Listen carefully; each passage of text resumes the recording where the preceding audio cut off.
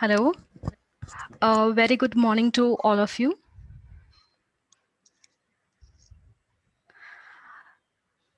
A warm Yeah, good morning, welcome. everyone. Yep. A warm welcome to everyone to our Learning Saturday session.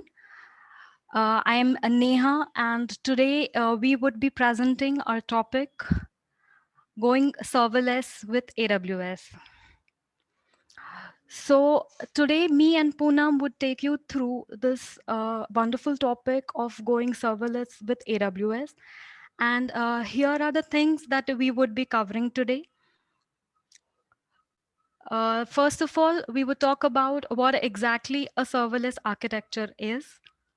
Then, what are the advantages of going serverless? And then, followed by, we would see some of the AWS services which would be useful into your implementing a serverless architecture. Some of them are Cognito, then API Gateway, Lambda, DynamoDB. So, we would see all of this in detail as we go along. So first, let's start with what exactly a serverless architecture is. So first of all, whenever we think of writing any application or building a software, the first thing that comes into our mind is, apart from the code logic that needs to go in place, is the number of server that would be needed, how we are going to manage our production, staging, and different environments, and various things which are related to the maintenance of the servers. Also, we need to think of the scalability part of it, and a lot of management goes into these tasks. So AWS comes to the rescue here. What it does is it takes care of all the infrastructure which would be needed by our application. So we don't need to manage the infrastructure. All the server management would be done by AWS. Our applications, database, storage system, everything would be managed and maintained by AWS. So now let's see what are its advantages. Over to you, Poonam. Hi everyone, good morning. So let's see advantages of going serverless. First one is the low maintenance. Developers need not to worry about the server management. These all can be managed by the AWS services. Next one is the low cost. So it supports the as you pay for the as you use. So the developers only cost for the usage of its services.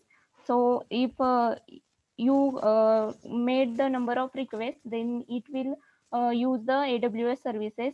For that time you will get cost. Next one is the scalability. So the server scales out automatically as per its usage. You need not to worry about the its server space increase or decrease. It all will be managed by the AWS services, and you can build better applications easily by configuring AWS services in your application. Next slide, please. Okay, so let's consider here we are considering a use case of user management. We are storing the user details in the DynamoDB table. For that, we are using the AWS Cognito and AWS Amplify for front-end application, and we are using the API Gateway and Lambda function for the backend services. And using these services, we are storing the details in the DynamoDB table. So let's see these services one by one. Next slide, please. So I'm going to explain you all the front-end services here. So first see AWS Cognito. So Cognito is a simple and secure user sign up and sign in and access control. It provides you the functionalities so that you can handle all the authentication part in your application. You can use the functionalities like the forgot password, change password, logout, etc. Also, it has a secure and scalable user directory. You can scale up to the 100 millions of users, so you need not to worry about that. Also, you can use the social sign-in through the AWS Cognito.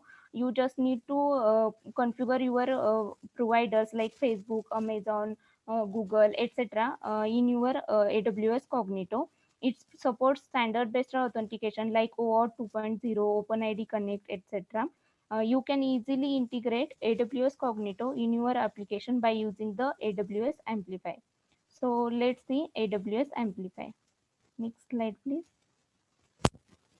Okay. So, see, AWS Amplify provides you the set of tools and services. Using that tools and services, you can develop your front-end web or mobile applications uh, in your AWS. So for that, it will support most famous popular libraries like React, JavaScript, Angular, etc. Also, it supports mobile libraries like iOS, Android, etc.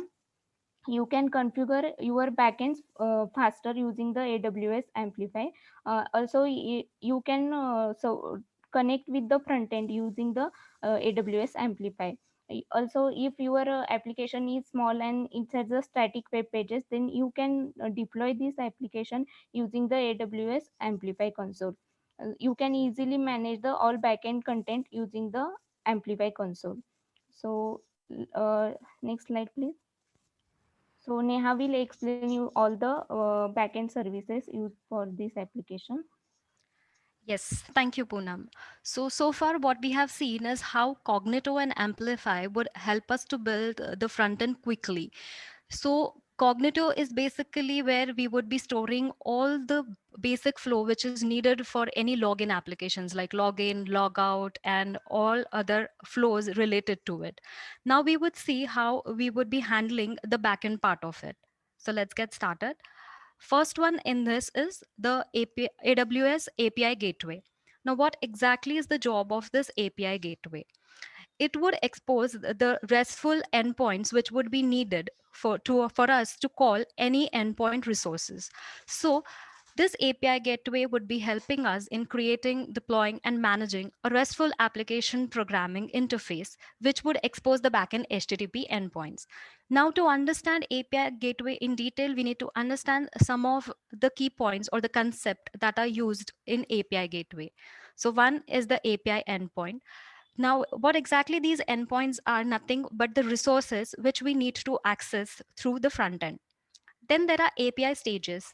Now we can have multiple stages like production or QA or testing, depending on the number of environments we need. Then there is an integration request and response. Now, what these are basically these things would map the request which is coming from the front end to the back end. So this is how it would flow through our system. The mapping template. The mapping template would help us to map each attribute that is coming from the front end to the back end. So we would see the details of this during our demo. So this is just a brief introduction of these concepts. The next in this is nothing but an AWS Lambda. API Gateway has what it has done is it has just given us an endpoint which would be exposed to any front end services which would be consuming it. The Lambda is something which would do the actual computing job for us. So these Lambda functions are nothing but the small functions which would do the job for us. Now, what are the advantages of using a Lambda function is, first of all, we don't have to manage the server. It would be done by AWS. Then it's scaling up and down depending on the request. Even that is handled by AWS. The cost is optimized because we need to pay only for the amount of time a particular Lambda function has been executed. So where cost is very well optimized here, and it has got a very consistent performance. The details of how we would be implementing a Lambda and configuring it and using it, we would see that shortly. The last one here is the DynamoDB. Obviously, the data that is coming through the API gateway into the Lambda function, we need to persist it somewhere. So here in our case, we have been using DynamoDB. This is a NoSQL database, which has got a key value pair of kind of a database. The benefits of using this particular database is that, as I said, we don't have to manage any of the servers for this. And at the same time,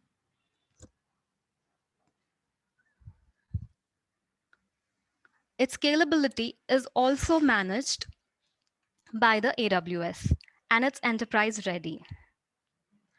So now let's see how we do it step by step. So first Poonam would take us through the front end part and show us how exactly it works. So Neha, before we move, we have a question from Rafiq. Yeah. He's asking like how to configure OIDC with AWS Cognito. Can you elaborate a bit more on the question? Let me allow him to speak. Rafiq.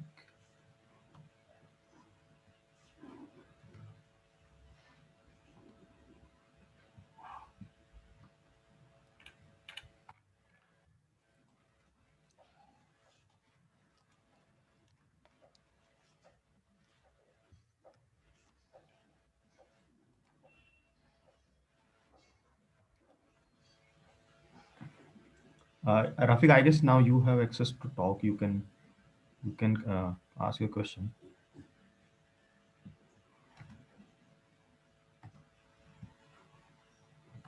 Yes, thank you. Am I audible? Yeah. Yes, yes.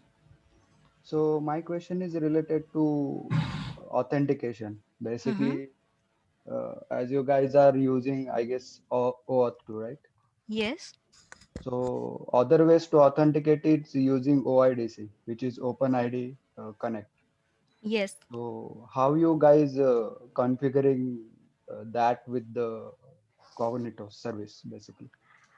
As you know, the configuration which is related to the Cognito, we have not explored a lot of options which are available. Right now, we are using a normal auth 2, but definitely OIDC can be done. Maybe Poonam, if you have more info about this, you can definitely can share light on this. But as I said, we have not yet explored this part. So Yeah, we are not explored OIDC connector. We only use the OAuth 2.0, but you can get idea. We are provided references in our references slide. You can get more idea from there also. Okay, guys, thank you.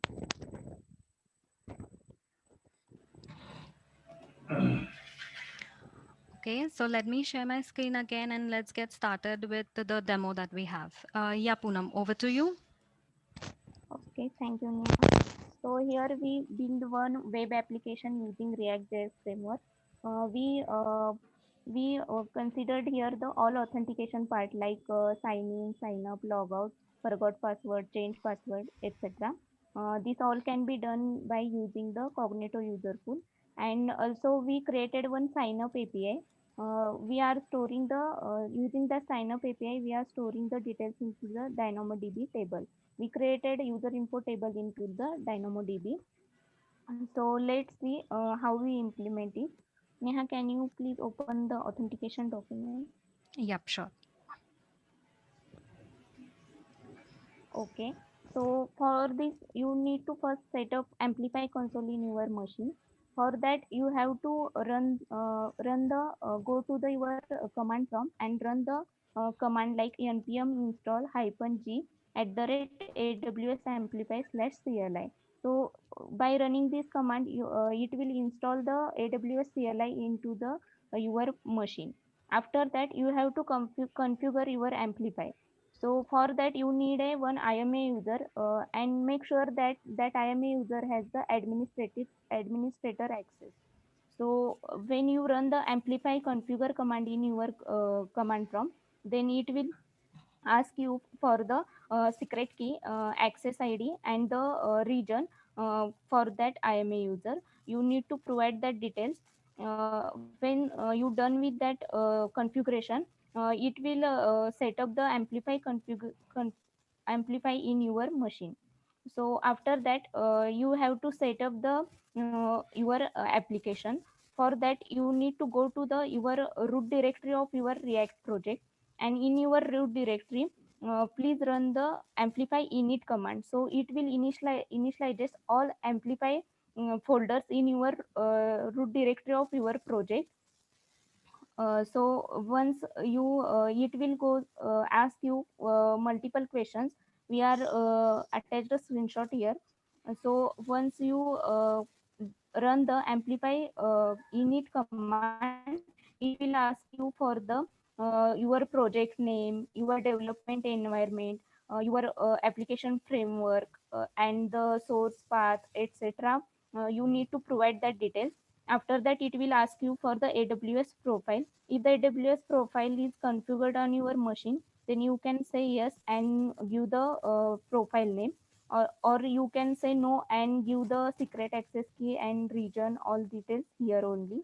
Once you once you submit all these details, then it will create the Amplify project in your Amplify console.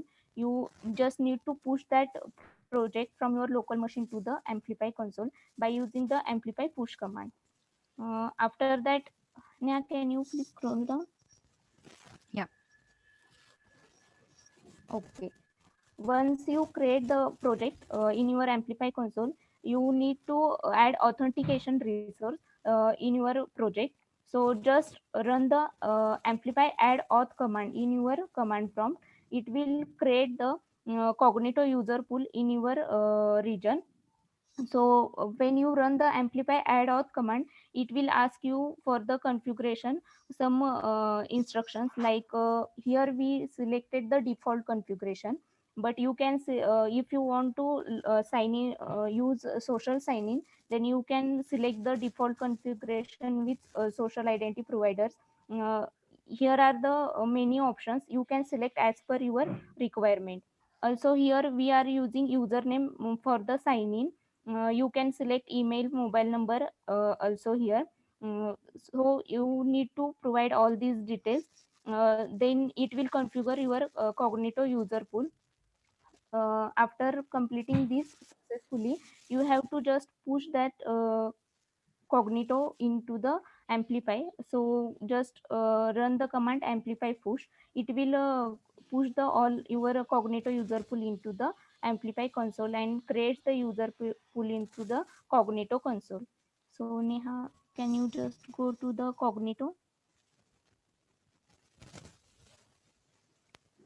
Yeah, Okay. here it is. So after all this configuration, user pool is created here. You can create your user pool from here also. You just need to import that user pool in your application by using Amplify import auth. After you once the user pool is created, can you click on that user pool?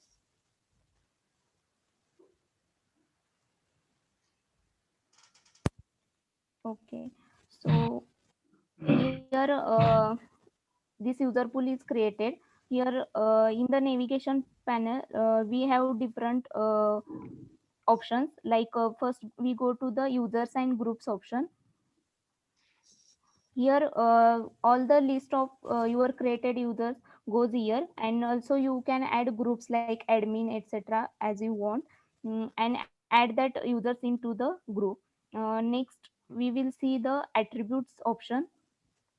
So here you can set the sign in options like username, email address. Also there are the standard attributes. Neha, can you please scroll down?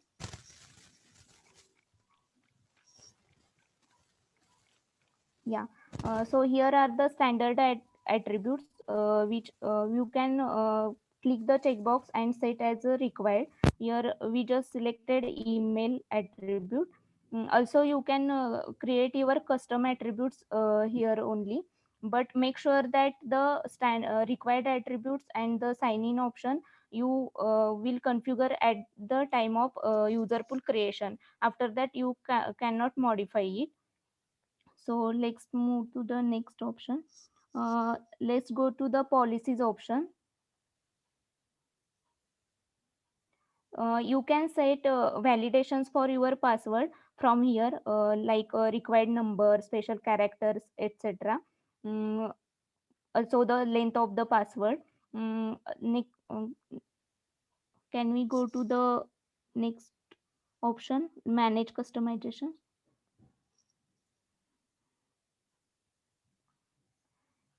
Yeah. Using this option, you can configure your message for for verification code. They are sending email to your email ID. you can customize these messages by changing here only.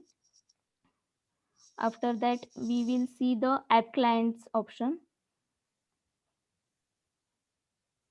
Okay, when I have selected default configuration, so here two app client IDs will be created. One is for mobile application development, and other is for the web application development. So for web application development, make sure that you can select. Okay. Neha, can you please click on show details for web app ID?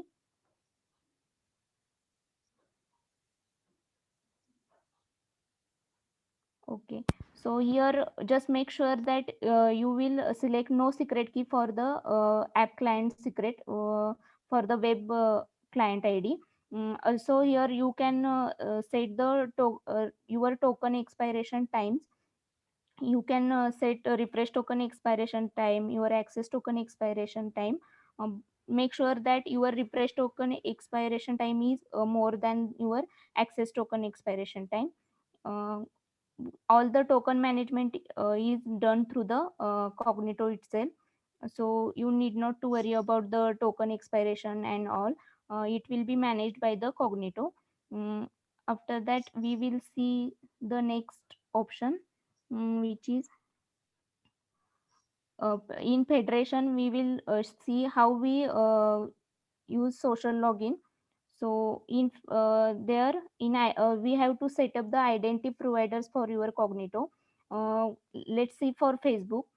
You just need to enter the um, Facebook app ID and app secret and the authorized scope for it. You enter these details, then the Facebook provider is set up, and after that you have to map the attributes. So we will map the attributes using the attribute mapping section.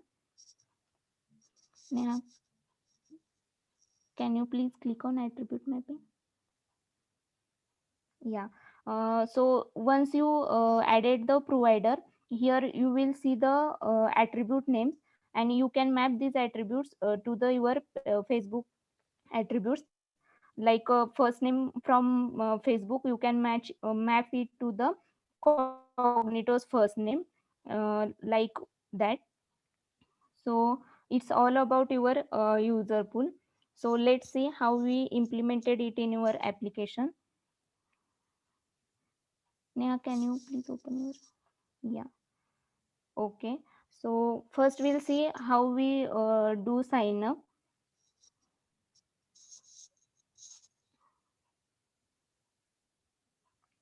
Yeah. Neha, can you please open Inspect?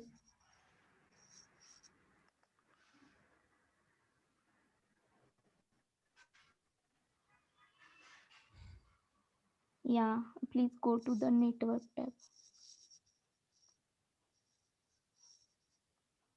Yes. So here we enter the we use the username for sign in. So we are taking username from the user. Also we are entering all other details like first name, last name, email, birth date, and password. So Neha, can you please enter the details?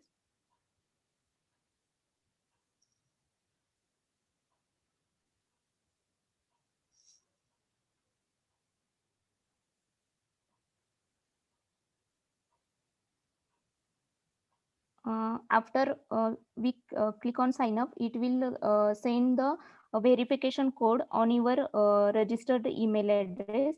So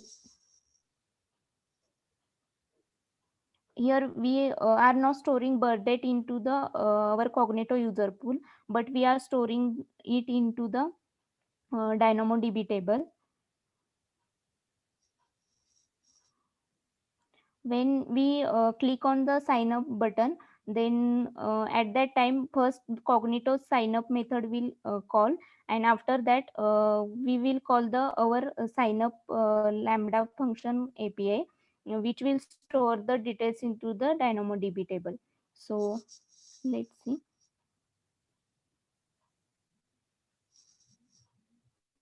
So let's see, in network tab first all the Cognito methods get called. it will ask you the confirmation code. Neha, can you please check your email ID?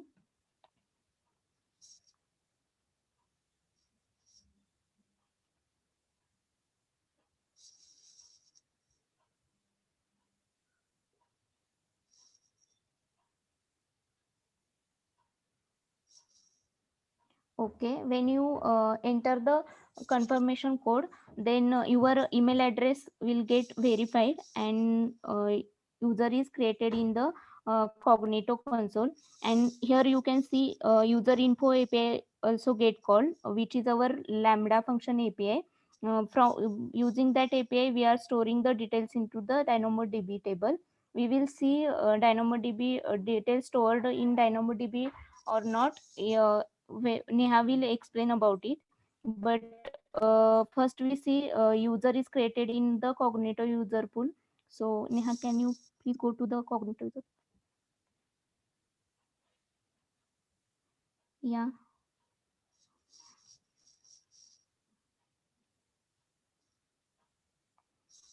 So here test user is created. You can see details here, like email verified through given name, family name, etc. After that, we will see another functionalities. So here is change password functionality. When you logged into the system, Cognito provide you the all user details like username and another attributes we stored into the Cognito, and also the tokens. So let's see change password functionality. Here we need to enter the pass the old password also as well as the new password to the Cognito change password method. So we are taking the old password and new password. When we click on the change password, it yeah, we are given the validations for it.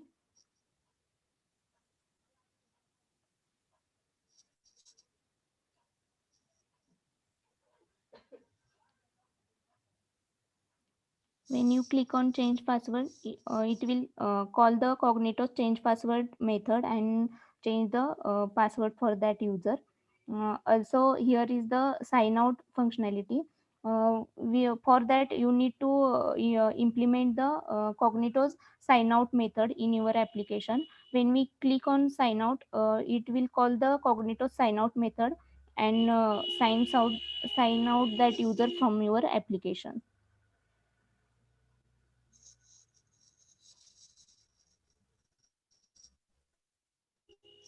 Okay, so let's see forgot password forgot password functionality. When we click on forgot password, we will calling the forgot password method of Cognito. For that you need to provide your username. When you provide your username and request for code, then it will send you the code in your registered email ID for the verification.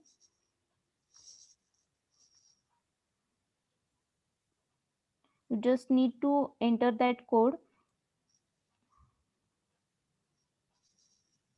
in your reset password screen. For reset password, we are calling reset password method of Cognito. For that, you need a code and also the new password.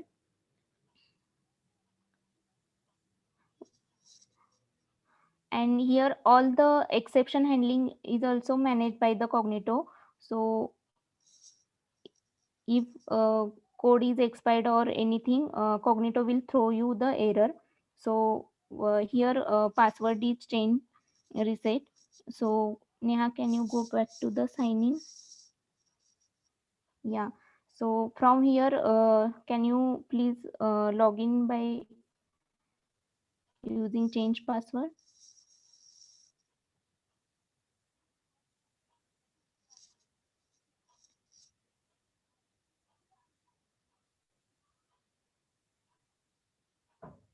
Yeah. So by new password, you are logged in here.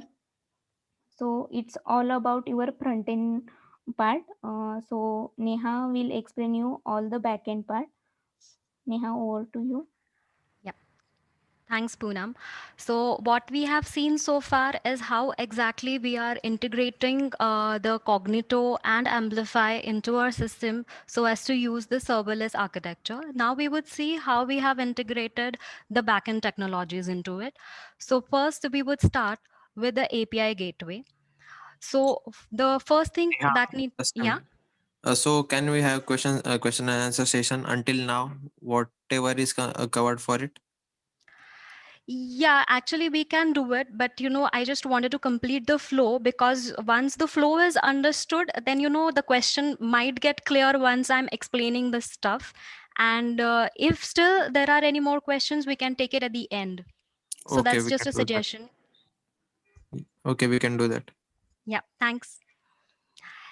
Yes, so I was talking about this API gateway and how exactly we are going to create our own API for that. So here is the user management, what we have created for our system.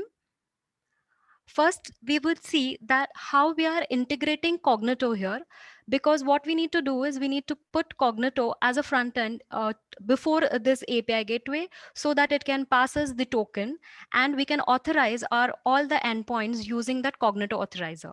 So for that, what we need to do is we have to go here in authorizer section and we have to add our Cognito authorizer.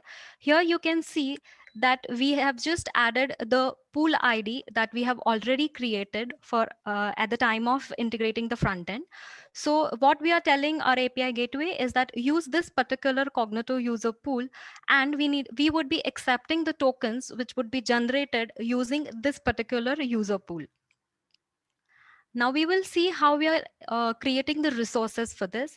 Now, using this particular drop down, we can create resources. Resources are nothing but the endpoints which would be needed for our application. So here we just have created one single resource called as user info, which would be storing all the information coming from the front end to our backend system. Under a particular resource, we can add methods. So here we have added post method under that. So once we click on that particular method, we can see this particular screen where we can actually see how the flow is going.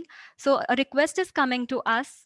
First, we are applying a Cognito authorizer to it. Then we are forwarding it to a Lambda, and the Lambda function is getting called, and then we are returning the response to it. Now, let's see each step one by one at a time.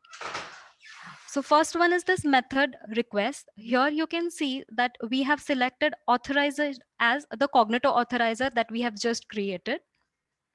So what this will do is it will make our this endpoint secure. It will only accept the request if it has a valid token from this user pool. The next in this is this integration request. What we have done is we have selected the integration type as Lambda, and then we are giving the region and the Lambda function which we have created. Now, how we have created this Lambda, we will see shortly. But what we have to do is we just have to map this method with a particular Lambda function, which is actually or doing the computation for us. Then this is the last one. Here we have to add the responses that we want to return to the front end, whoever is calling this particular endpoint. So right now we have just added 200, but we can add the multiple HTTP response that we would like to add here. The last thing that I want to show you is that we can also enable CORS here so that we don't get that CORS error when we try to access it from the front end. And here are some of the settings which would be needed in order to avoid those CORS errors.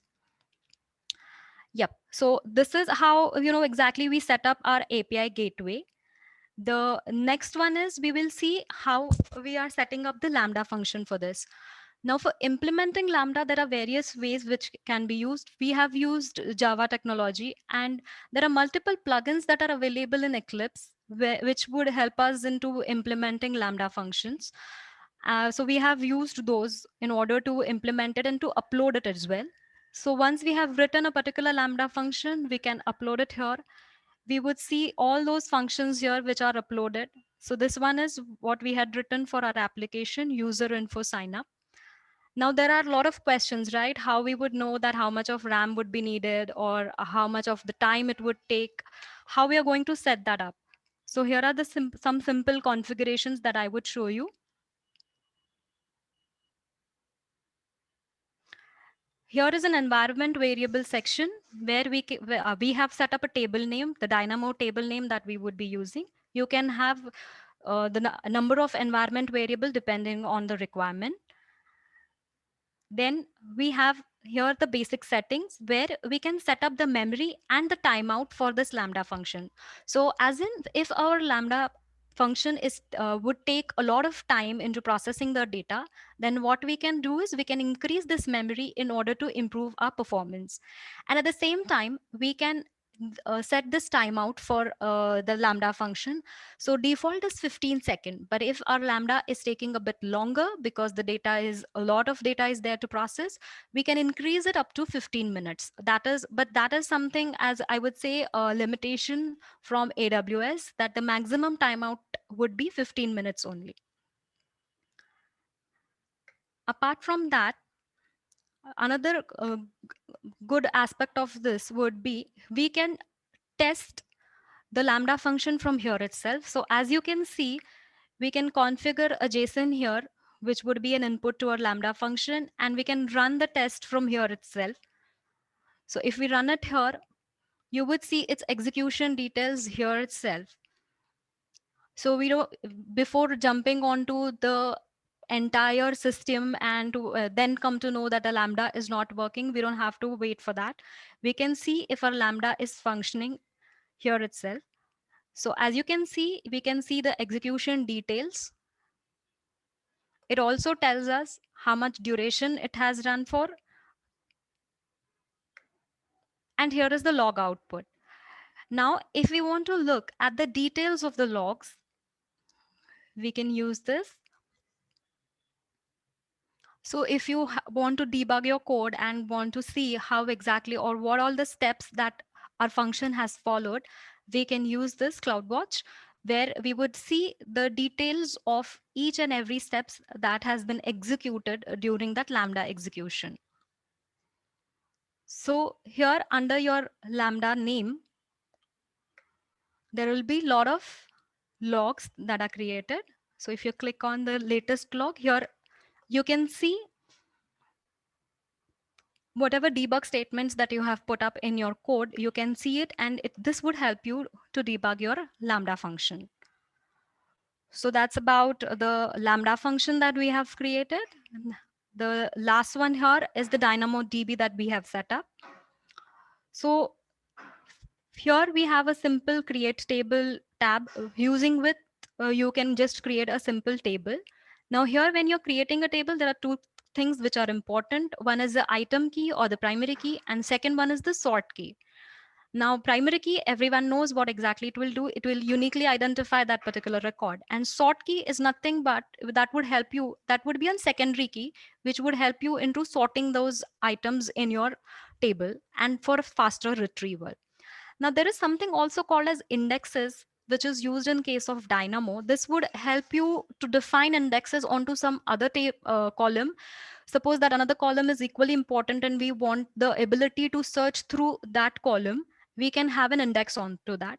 The only thing we have to keep in mind is that whenever we create an index, there are additional charges related to the number of indexes that we have created. Now let's see how we can see the different datas that are there here. So here you can see that this these are all the sign up data that we have used. So you can see we are storing whatever is coming from the front end, and that it gets stored at the back end like this. So here it is. So here are the data that gets stored at the backend in DynamoDB. So here we have completed the demo part of it, like how we log into a particular system and then how the data gets stored at the back of it. So yes, any questions?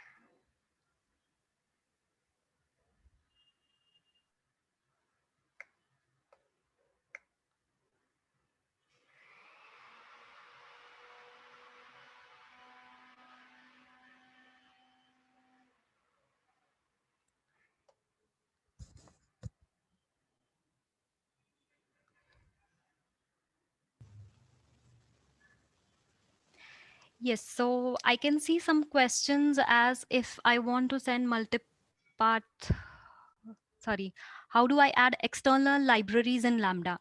Yes, as I said, if you want to use any particular, for example, I had used Java as my language, and I have been using particular AWS, not AWS, Eclipse plugin. So in that you can create a serverless project, and the way you add your external libraries to into your project, it also have the similar functionality. So once you create that and when you try to deploy it, all that gets clubbed into a jar and it gets uploaded onto your as a Lambda function altogether. So I hope that answer your question, Ashraf. Yeah. How do you move all the configs and apps across the different environments like dev, test, prod? Yeah, that's a very good question, Frank. The simple answer to that is there is something called as serverless template. When you create an serverless project in Eclipse. So what you have is when you're deploying this entire project, there is something called as serverless.template or template.yml, which would have all these configurations. So what you can do is you can keep all these variables or the things configurable according to the different environments that you have, like dev, test, and prod. So that would help you to manage or maintain the multiple environments. So I hope that answer your question, Frank.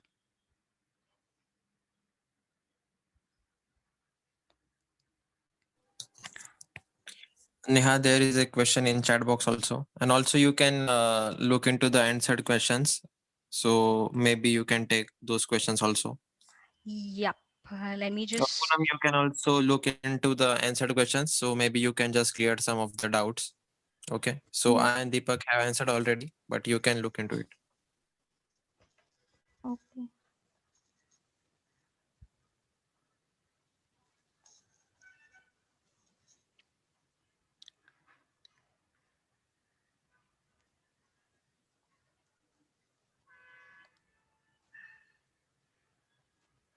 How do you configure the user access control across the web application? That's a question.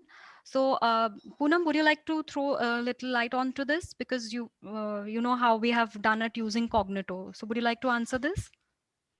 Yeah. Can you please repeat this question? Yeah, it was like, how do you configure the user access control across the web application?